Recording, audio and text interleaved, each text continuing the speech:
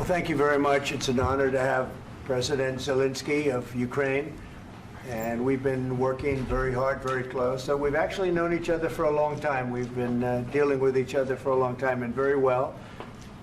We had a little negotiation spat, but that worked out great, I think, for both countries, I think for the world, actually, beyond both countries.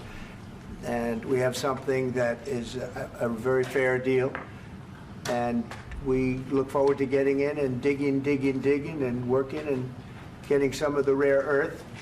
But it means we're going to be inside, and it's a big commitment from the United States, and we appreciate working with you very much. And we will continue to do that. We have had some very good discussions with Russia. I spoke with President Putin, and we're going to try and bring this to a close. It's something that you want and that he wants. We have to negotiate a deal. But we've started the confines of a deal, and I think something can happen. The big thing is the number of soldiers, mostly at this point, but soldiers being killed. You're losing thousands of soldiers. So on both sides, we're losing a lot of soldiers, and we want to see it stop. And we want to see the money get put to different kinds of use, like rebuilding. And we're going to be working very hard. But we've had a lot of very good conversations. I will say until we came along, the Biden administration didn't speak to Russia whatsoever. They didn't speak to anybody. They just allowed this to continue. And I will say that, I'll say in front of you, you've heard me say it 1,000 times, if I were president, this war would have never happened. We would have had a deal negotiated for you without having to go through what you've gone through. But your soldiers have been unbelievably brave. We've given them great equipment, but somebody has to use the equipment. They've been unbelievably brave, and we give them great credit. This was supposed to be over very quickly, and here we are 3 years later. So I give tremendous credit to your generals and your soldiers and yourself, in the sense that it's been very hard fighting, very tough fighting. They're great fighters. And you have to be very proud of them from that standpoint. But now we want to get it over with. It's enough, right? We want to get it over with. So it's an honor to have you here. Thank you very much for coming. We're going to sign the agreement at the conference in the East Room in a little while, right after lunch. And we'll be having lunch together. We're also discussing some other things.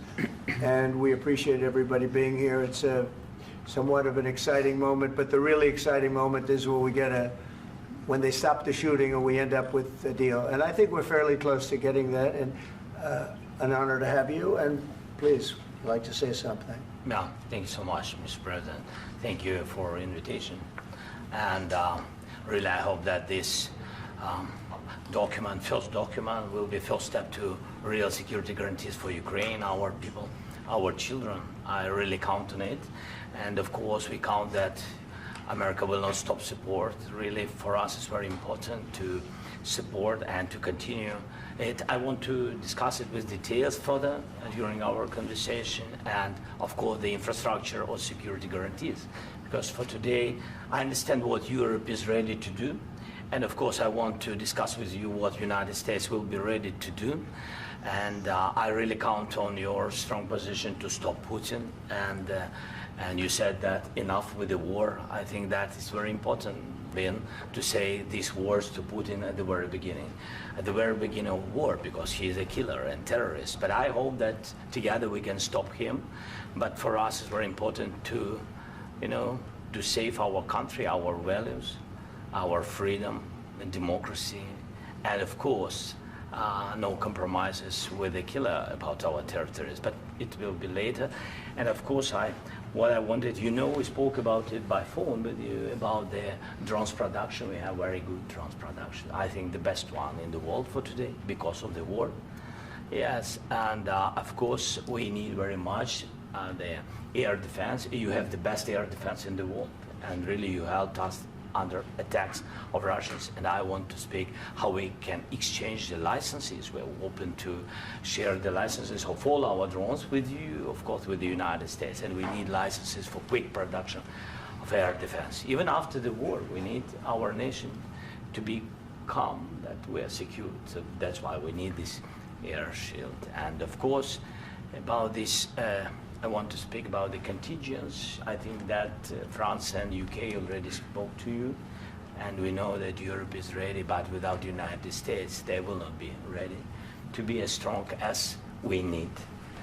And the last point, last not least, about exchange, about our people and children. And you know that these crazy Russians, that they stolen 20,000 of children, Ukrainian children. They changed their names, they changed their families, relatives, and now they're in Russia. We want to bring them back, and really, it's a big dream, task, and goal for me, and our warriors. By the way, Mr. President, we exchanged, released more than 4,000 warriors from Russian prison, but there are thousands more in the prison. I wanted to share with you some images. How it's. I've just can I now? Yeah, Have I? please. Some minutes, 1 minute, 1 minute. Just you to understand in what circumstances, in what situation they are, and what the attitude of Russia to our prisoners. That guys, just you before and after. And you see before and after, just you to understand. Now thousands of such guys, ladies and men, there, and that, so they don't eat, they beat them, and they, so they do a lot of, bad things. So out of, even during the war, there are rules. Everybody knows there are rules during the war. So these guys, they don't have any rules. You see that, 50, 60 kilograms left, and a lot of such things. And I didn't want to show you what the changes with images of children, because I will just share with you. And I mean, it's looking tragic. Yep, that's tough stuff. I wanted very much to give you, and you see it. Yeah. This is pastor, by the way. They stolen pastors, because it's not Russian church. They stolen pastors and moved pastors to the prison. At the end of last year, we brought 3 pastors, and we could exchange them. And this is pastor, you see. Yeah, that's tough. Yeah, so I mean, this I wanted to show you, and this. So thank you very much. We want to get that ended, right? Yeah, of course. We And I want. think we will. And We have to, of course. do you have any questions, please? Mr. President, thank you, Mr. President. With the, how much money is the U.S. going to put into the fund that is being created today, and how does this provide long-term security for Ukraine?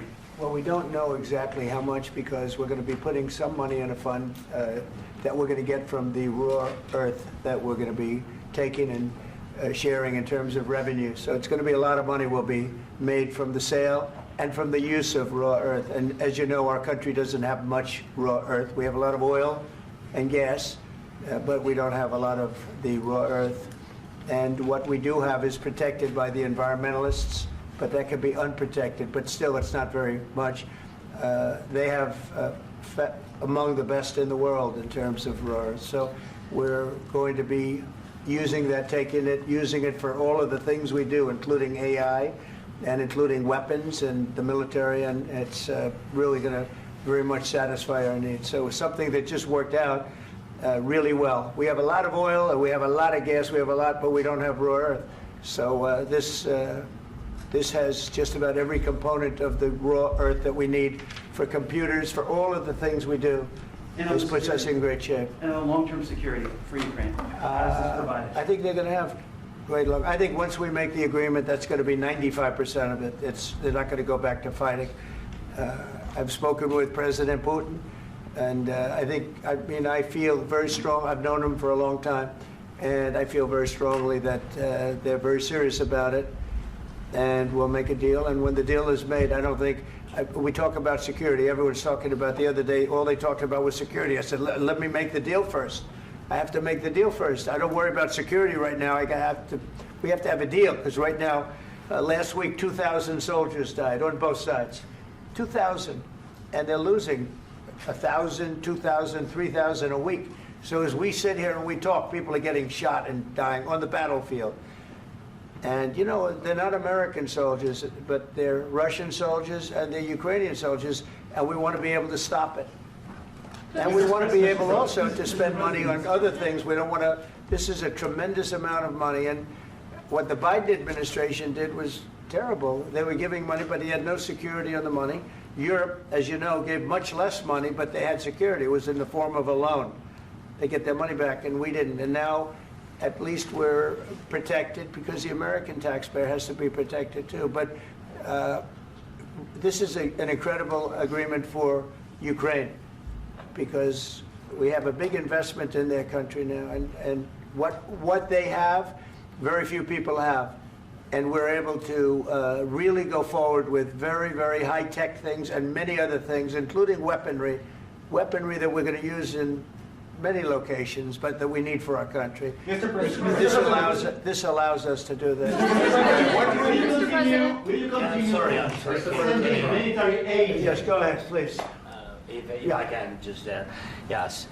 In the document, there is one of the very important points. If we speak about business and investment, we never had LNG terminals in Ukraine. This document will open. I mean, the next documents, but anyway, here we see in the framework, we see really goodwill for this. LNG terminals for us is very important, and I think for security of European continent. We have the biggest storage, gas storage.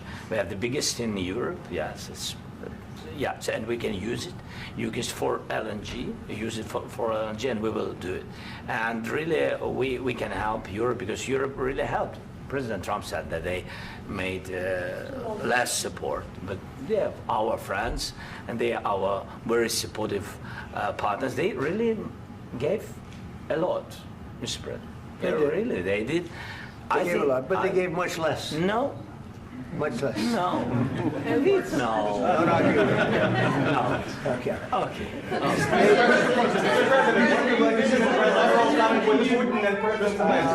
Yeah, please.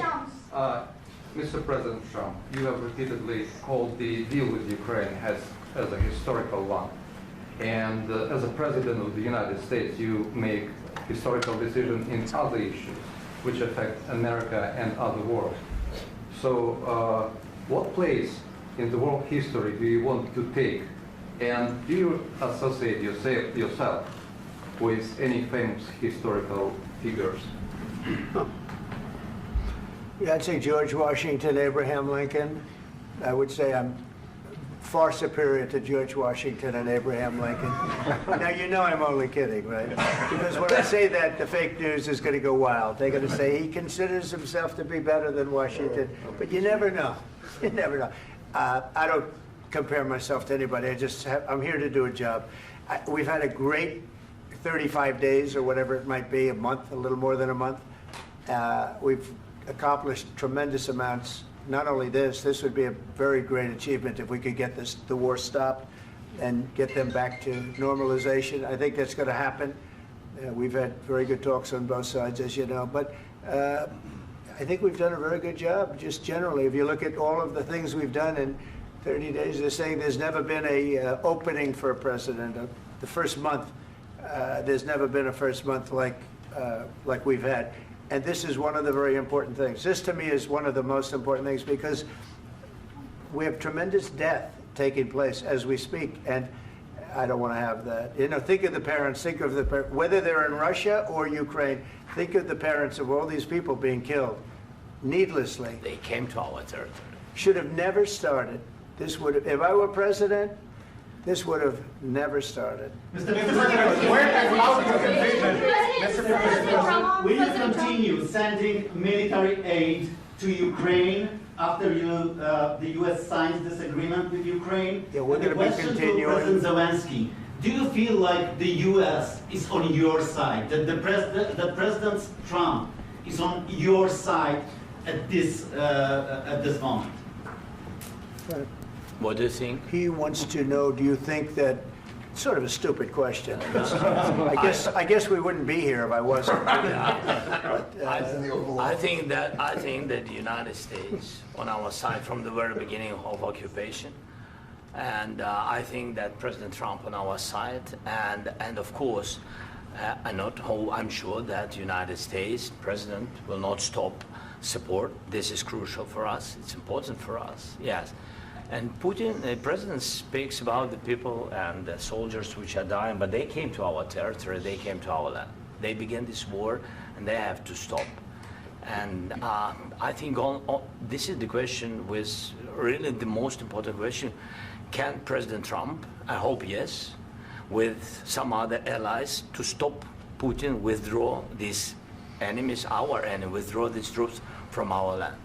And I think that you asked about the history, I think that if President, or when, he will stop Putin, if President Trump will bring peace to our country, I think he will be on this wall. We've had very, very good talks. What about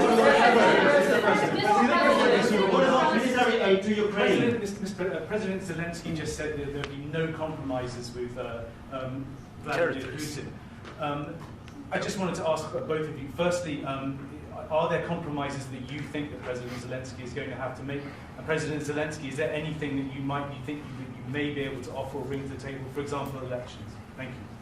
I think you're going to have to always make compromises. You can't do any deals without compromises. So certainly he's going to have to make some compromises, but hopefully they won't be as big as some people think you're going to have to make. That's all. That's all we can do. I'm here as an arbitrator, as a mediator to a certain extent between two parties that have been very hostile. To put it mildly, they've been very hostile. This has been a vicious war. This has been a vicious war. You know, it's a very level battlefield, and those bullets go out, and as I've said many times, we were talking about it with Pete, many times the only thing stopping those bullets is a human body. And in the case we're talking about, generally young human bodies are stopping a lot of bullets. It's dead level. That's why it's great farmland. It's great land. It's great farmland, but there's very little protection against the bullets that are being, and other things that are being shot. So all I can do is see if I can get everybody at the table and get an agreement. And I think we're going to end up with an agreement. Otherwise, I wouldn't probably be even here today. Mr. President, I've got two questions for you. You think ultimately your legacy will be the peacemaker and not the president that led this country into another war and ended foreign wars? And I've got a question. I hope it will. I mean, I hope I'm going to be remembered as a peacemaker. This would be a great thing if we could do this. I'm doing this to save lives more than anything else. Second is to save a lot of money, but I consider that to be far less important. So I hope I'm going to, thank you, Brian, for that question. It was a nice question. I hope I'll be known and recognized as a peacemaker. This would be a great thing to solve. This is a very dangerous situation. You know, this could lead to a third world war. This was headed in the wrong direction. If this election were lost, if we didn't win this election, and by the way, we won it by a lot. That was a mandate. We won every swing state. We won the popular vote by millions and millions of votes. We won everything. The districts, you look at the areas of red, take a look at a map. This was a big mandate, and this was one of the things. I said, we're going to get this thing settled. If we didn't win, I think this could have very well ended up in a third world war, and that would not have been a good situation. What was your second question? And my second question for President Zelensky, why don't you wear a suit? You're at the highest, why don't you wear a suit? You're at the highest level in this country's office, and you refuse to wear a suit. Just want to see if do you own a suit? Yeah, problems. A lot of Americans have problems with you not respecting the dignity of this office. I will wear a costume after this war will finish. Okay. Yes, maybe one. Maybe something like this? Something like yours. Yes. That'd be great. Maybe something better. I don't know. We will see. Maybe something cheaper than. Yeah. Thank you. Thank you. President Trump. Thank you, President Trump. You said yesterday that you have. Are you going to send more arms to Ukraine in case there's no peace? Yeah, we're going to have arms to Ukraine, yeah, sure. Hopefully I won't have to send very much, because hopefully we're going to have it finished. We're looking forward to finishing this quickly. We're not looking forward to sending a lot of arms. We're looking forward to getting the war finished so we can do other things.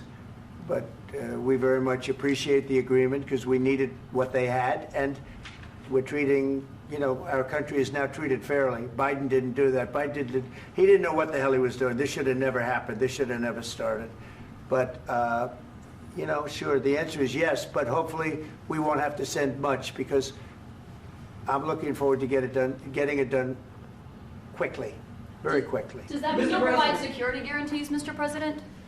I don't want to talk about security yet because I want to get the deal done. You know, you fall into the same trap like everybody else. A million times you say it over and over. I want to get the deal done. Security is so easy. That's about 2% of the problem. I'm not worried about security. I'm worried about getting the deal done. The security is the easy part. Security is very nice. Everybody stopped shooting. And now will Europe put people there? I know France is going to. I know the UK is going to. I know other countries are going to, and they happen to be right next door. We haven't committed, but we could conceivably. You know, we have security in a different form. We'll have workers there digging, taking the raw earth so that we can create a lot of great product in this country. So in that sense, you have something, but we haven't determined that yet. I will say, in speaking to France and in speaking to, and they were here, as you know, last week and just the other day, they have committed to a lot of security. I don't think you're going to need much security. I think once this deal gets done, it's over. Russia's not going to want to go back, and nobody's going to want to go back. When this deal ends, I really believe this deal is going to be over. Question? Yeah, please go ahead. Go ahead. Thank you. Mr. President, thank you. You had both Macron and Keir Starmer at the White House this past week, both of whom praised your courage and conviction to lead the pathway towards peace. Yes. Part of that involved, though, re-engaging Russia in diplomatic relations, something that previous leaders lacked the conviction to do so. What gave you the moral courage and conviction to step forward and lead that? Well, I love this guy. Who are you with? One American News, sir. Well, that's why I like him. One American News does a great job. I like the question. I think it's a very good question. It's a pathway to peace. It's a pathway to getting something solved. And I feel that as the head of this country, I have an obligation to do that. Plus, you know, we're very much involved. We got involved. It's too bad we got involved because there should have been no involvement because there should have been no war. And there shouldn't have been October 7th. That would have never happened. As you know, Iran was broke. They had no money to give to Hezbollah. They had no money to give to Hamas. They were stone cold broke. And then under Biden, they became rich as hell. They went from no money to $300 billion in a period of 4 years. And they gave a lot of that money away, and you see what happened. And that's a real mess also that we hope to be able to solve. But no, I appreciate your question very much. I feel I have an obligation to try and do something to stop the death. If I can answer, yes, if I can answer, sorry, please. And I do like your clothing, by the way. Yeah, really? Even though I think he's a great guy, by the way. But I don't know if you two like each other. But you know what? I think he's dressed. I like this guy. I think he's dressed beautifully. So I have more serious things than answer on such Yeah, questions. sure, I will answer on more That's serious a good questions statement. if I can. Yes. Yeah. So please, about security guarantees and about just ceasefire. We can't just speak about ceasefire and speak and speak. It will not work. Just ceasefire will not never work because I'm like a president. I have this experience, and not only me. Ukraine before my presidency, from the 2014, Putin broken 25 times. 25 times he broken his own signature. 25 times he broken ceasefire. But he never broke to me. He never broke to me. No, you were the president. You were the president during. He never broke to me. In 2016, you've been the president, Mr. President. You've been the president, but he had, of course, not with you, but he had during those periods. He had conversations with our side, and we had Normandy format. You know, the France, Germany, Ukraine, and Russia, and he broken 25 times. That's why we will never accept just ceasefire. It will not work without security guarantees. Security guarantees, maybe President is right about this document and other, but this document is not enough. Strong army is enough because his soldiers afraid, Putin's soldiers afraid of our soldiers when we're strong enough. If we are not strong enough, if we are empty, if our storage is empty, we can't defend our land. Today, you know, he knows that we have all the world knows that we have meeting. Yes, why he's using ballistic? Putin today using ballistic on our hospitals, schools, and etc. Ballistic. So he knows that we are here and that President Trump is really have goodwill to stop this war. And you hear now the president. So why he's using? So he doesn't want to stop. He doesn't want. But I hope that we will do it. Really, we'll do it. Security. When we speak about security guarantees, when the Europeans are ready for contingents, they need USA backstop. If there will not be United States, we will not never have any contingents, strong contingents from the Europeans, because they don't want to divide alliance, connection between the United States as the main and strongest ally and Europeans. And this is crucial, this is important. That's what we want to speak about very much. This is very important. And air defense. So air defense, really, we have big deficit with all these systems, and we need to provide this. We need it very much. Otherwise, Putin will never stop, and will go further and further. He doesn't want. He hates us. You know, it's not about me. He hates Ukrainians. He thinks that we are not a nation. He thinks, and he shared these thoughts. I think maybe with your team also. I don't know, but with all the Europeans, in media, officially and not, he always said that there is no such country, such nation, such language, and such life like Ukrainian. No, he really doesn't respect all the Ukrainians, and he wants to destroy us. And you are right, Mr. President. That's 2%. This document, maybe other documents, it's a very good start, very good, but it will not enough to stop this person. Should Russia pay to rebuild Ukraine? Mr. President, under these Should Russia pay to I asked rebuild Ukraine? They have to Zelensky pay. this question. He This doesn't is like the rule. because This is the rule of because the war. I'm This is sorry. the rule of the war. During all the centuries, all the history, this is the rule of the war. Who began, those pay. Do you agree, This is the rule. Putin began this war. He has to pay all money for innovation. He has to pay. Of course, some Russian assets, what we have in Europe, about 300 billions, we can use them. We can use for innovation and buy military support from the United States also. We can do it, but it's not enough. It's not enough. President, under these circumstances, do you envision a trilateral summit with Putin and President Zelensky? Wait 1 second. I asked this question that you didn't like because I wanted to know if you want to position yourself in the middle between Russia and Yes. Ukraine or on the Ukraine side. No, I'm in the middle. I want to solve this thing. I'm for both. I want to get it solved. And it's wonderful to speak badly about somebody else, but I want to get it solved. If we can solve it, great. If we can't solve it, they're going to have to fight it out, and who knows what's going to happen. But I want to see it get solved. May I follow up?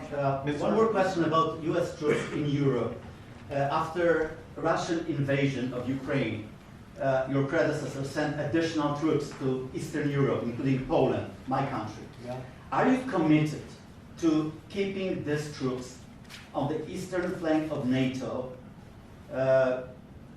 in the future? I'm very committed to Poland. I think Poland has really stepped up and done a great job for NATO. As you know, they paid more than they had to. They are one of the finest groups of people I've ever known. I'm very committed to Poland. What about Baltics? Poland's in a tough neighborhood, you know. What about the Baltics? The Baltics, they got a lot of, it's a tough neighborhood too, but we're committed. We're going to be very committed, and we're committed to NATO. But NATO has to step up, and the Europeans have to step up more than they have. And I want to see them equalize, because they are in for far less than we're in, and they should be at least equal. You understand that?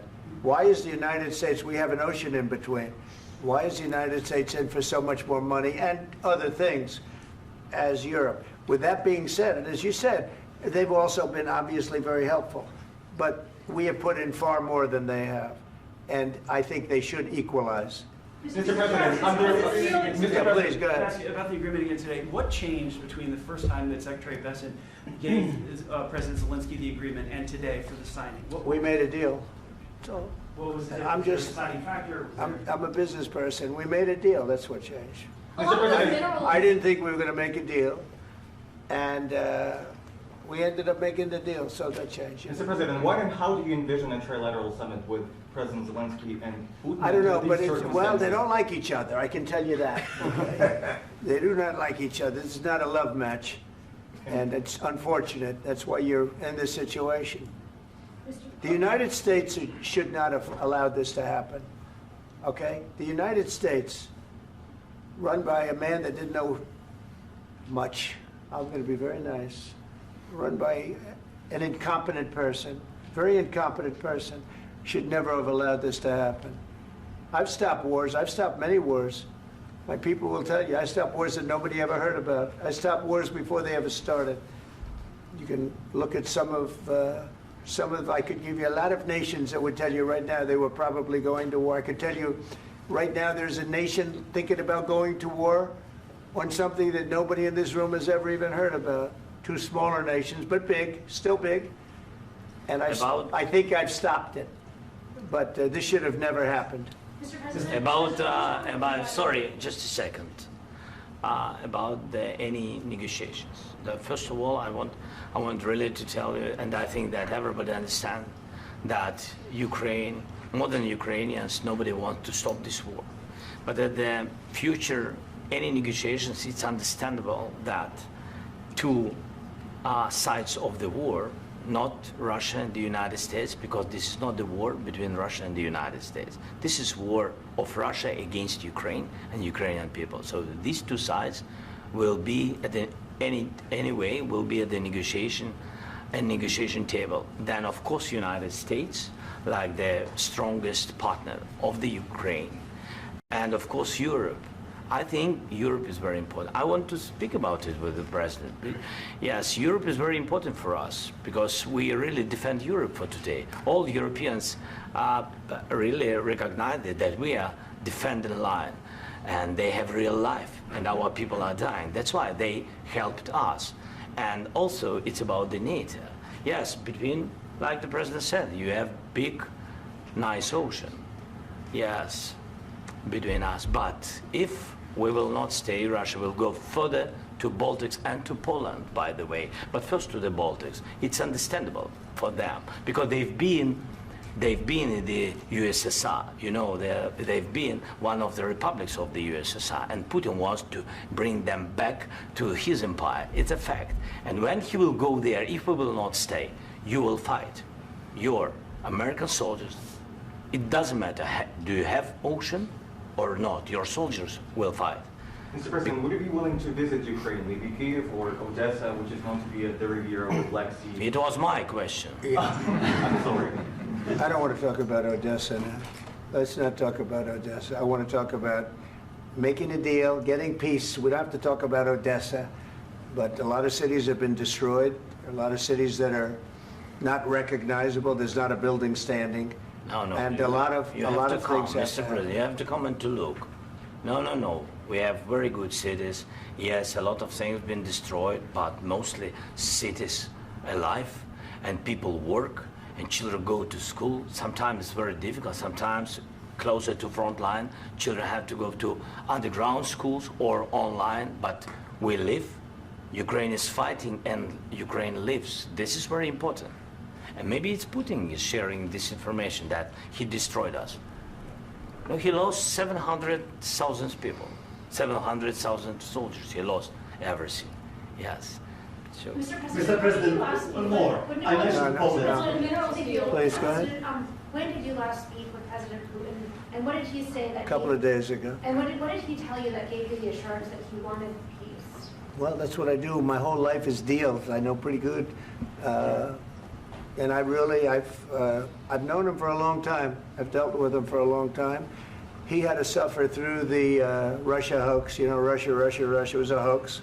It was all Biden. It was nothing to do with him.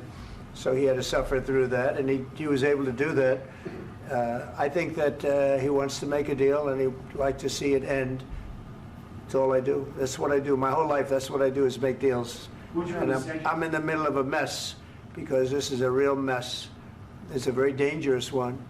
If this doesn't get solved now, it's not going to get solved for a long time. So I hope we're going to get it solved. In the back, please. Thank you, Mr. President. Prime Minister Starmer claimed repeatedly that his government believes in free speech and was not engaged in censorship. But his country's government arrests people for memes and thought crimes, and even more worrisome is pressuring American companies to censor Americans on its behalf. How can he be a reliable, trustworthy partner when he says things that are demonstrably false on such an important topic? Well, we actually spoke to him about that yesterday, and we thought they took it very, very much too far. JD was very strong on it, so was I, so was Marco, and we've been speaking to him about it. Marco, would you like to say something about that? Yeah, we have concerns, obviously, with the conduct of those, particularly as it impacts Americans. And there's real concern that American speech, which is online, could fall into the hands of British or any country's jurisdiction. And so this is a point the Vice President made at Munich, and I think it's a very compelling one, that what unites us with Europe, as much as anything else, is these shared values, and one of them being free speech. And so if Americans are threatened by it, we're going to need to take action in that regard. Mr. President.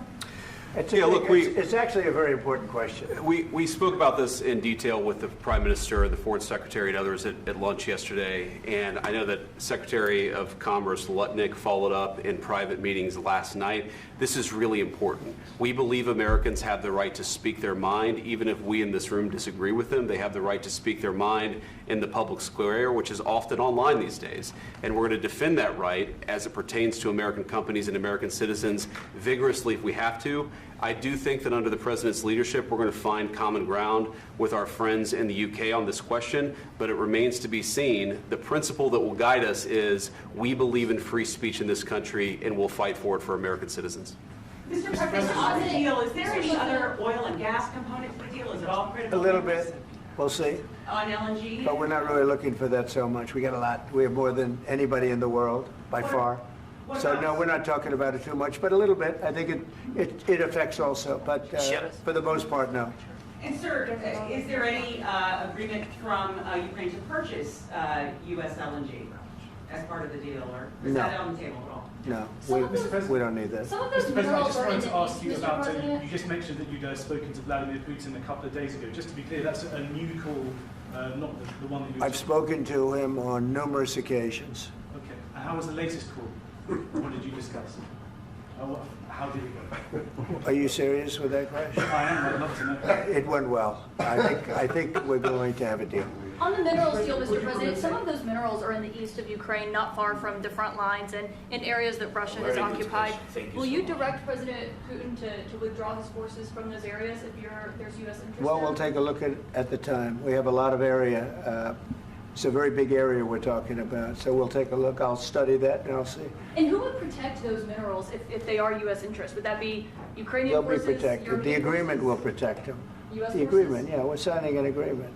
You know? Right, but what if Russia tries to invade or there's Russian aggression in those spots? I just told you, I don't think that's going to happen. And if that were going to happen, I wouldn't make a deal. If I thought that was going to happen, I wouldn't make a deal.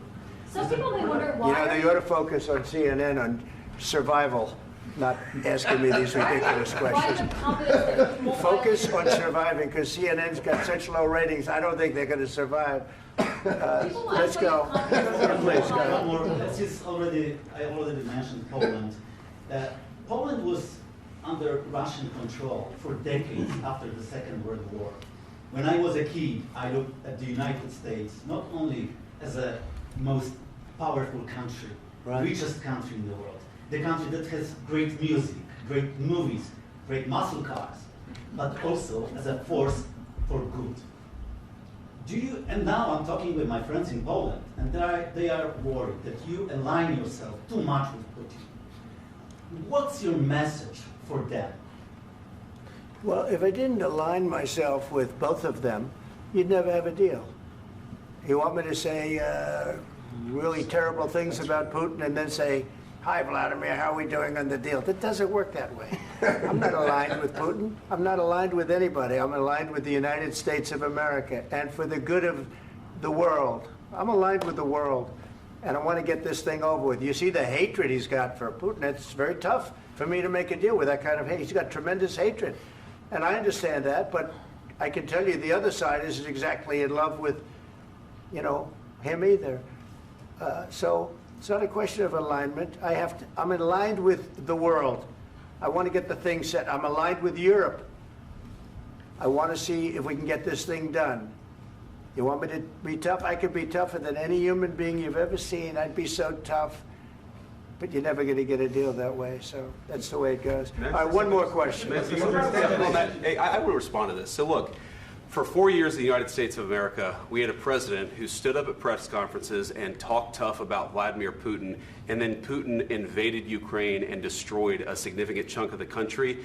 The path to peace and the path to prosperity is maybe engaging in diplomacy. We tried the pathway of Joe Biden of thumping our chest and pretending that the President of the United States' words mattered more than the President of the United States' actions. What makes America a good country is America engaging in diplomacy. That's what President Trump is doing. Can I ask you?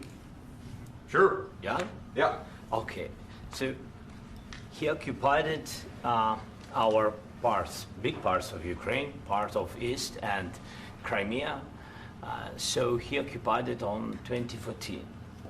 So during a lot of years, so I'm not speaking about just Biden, but those time was Obama, then President Obama, then President Trump, then President Biden, now President Trump, and God bless, now President Trump will stop him. But during 2014, nobody stopped him. He just occupied and took. He killed people. You know what the contact line? 2015.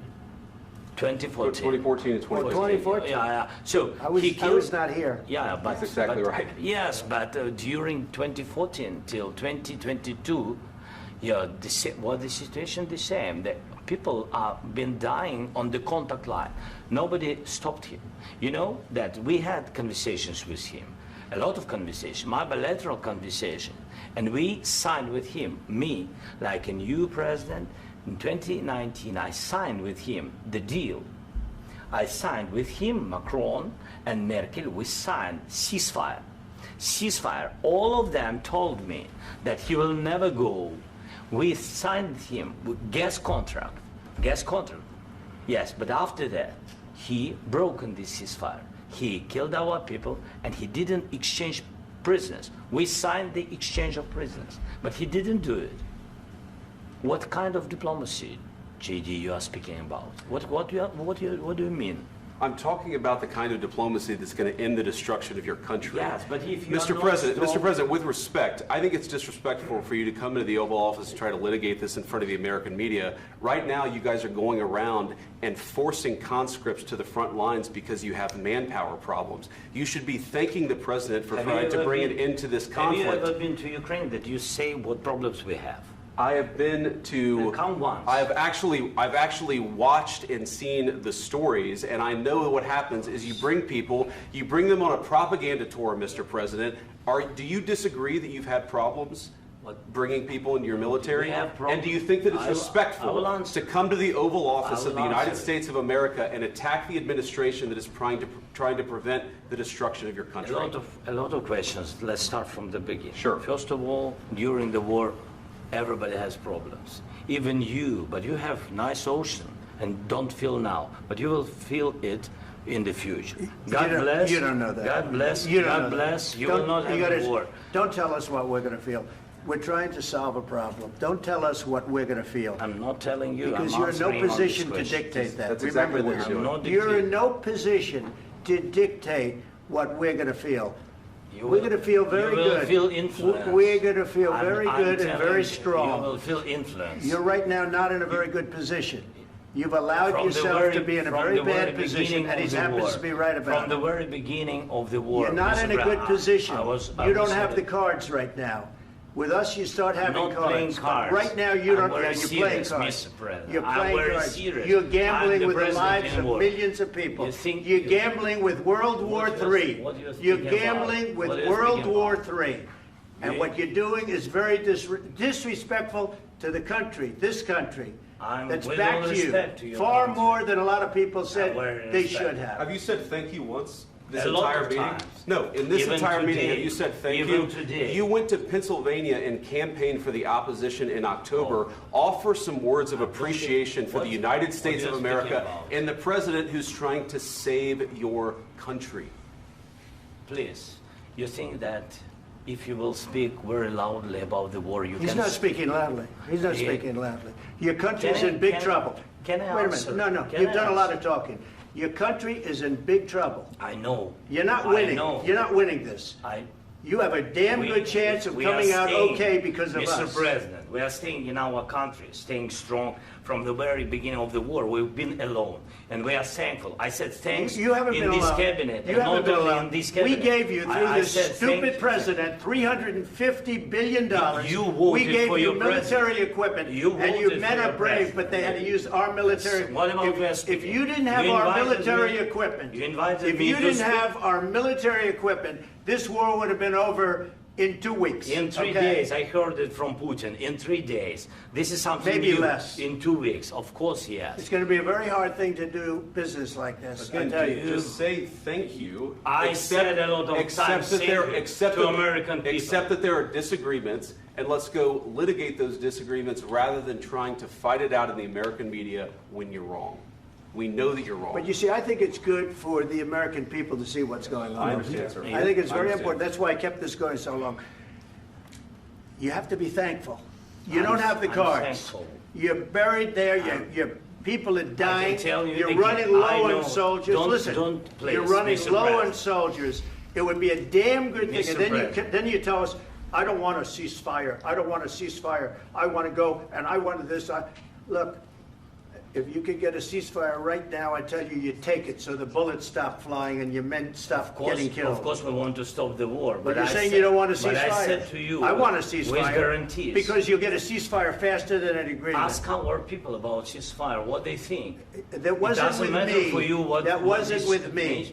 It That was wasn't with you. a guy named Biden, who was not a smart person. This That is was your, with, this that was is with your Obama. president. It was your president. Excuse me. That was with Obama, who gave you sheets, and I gave you javelins. Yes. I gave you the javelins to take out all those tanks. Obama gave you sheets.